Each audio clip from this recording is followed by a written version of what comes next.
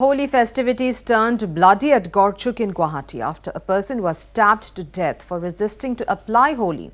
As per information, the victim, identified as 35-year-old Tabu Das, was attacked with a sharp weapon by accused Nripen Chandra Das. Tabu succumbed to multiple stab injuries. In a fit of rage, the accused also attacked another person. So, big story at this hour, viewers. Holy festivities turned bloody at Gorchuk in Guwahati after a person was stabbed to death for resisting to apply Holi. As per information, the victim, identified as 35-year-old Tabu Das, was attacked with a sharp weapon by accused Nripen Chandra Das. Tabu succumbed to multiple stab injuries, and in a fit of rage, the accused also attacked another person.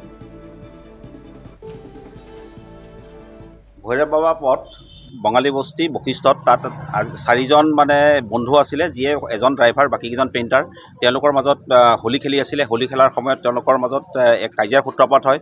সেই কাজিয়াৰ সূত্ৰপাত হোৱাৰ পাছত বেকৰা নামৰ মানুহ এজনে শংকৰ বিশ্বাস নামৰ মানুহ এজন, তেখেতো বঙালী বস্তিৰ হয়, অৰিজিনেল গোৱালপাৰা হয়, তেখেতক মাৰি দিয়াত তেখেতক ততাতৈয়াকৈ তেখেতেই হস্পিটেললৈ লৈ যায়। সেই হস্পিটেল লৈ যোৱাৰ পাছত তেখেতক GMCHত মৃত ঘোষণা কৰে। তাৰপাছত বেকৰাটো আপোনাৰ GMCHৰ পৰা নোহোৱা হয়, তাৰ পৰা পলাই দিয়ে।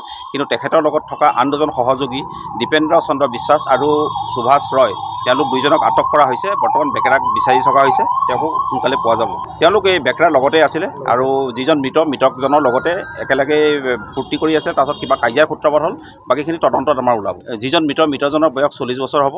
হাতেৰে মাৰিছিলে, বেয়াকৈ মাৰিছিলে, অলপ তেখেতে দুখ পালে। মদ্যপান কৰি আমি সন্দেহ কৰিছোঁ সেইটোৱে। এতিয়া তেওঁলোকক মেডিকেল কৰা যাব, মেডিকেল কৰিলে গোটেই বস্তুবিলাক ওলাই পৰিব।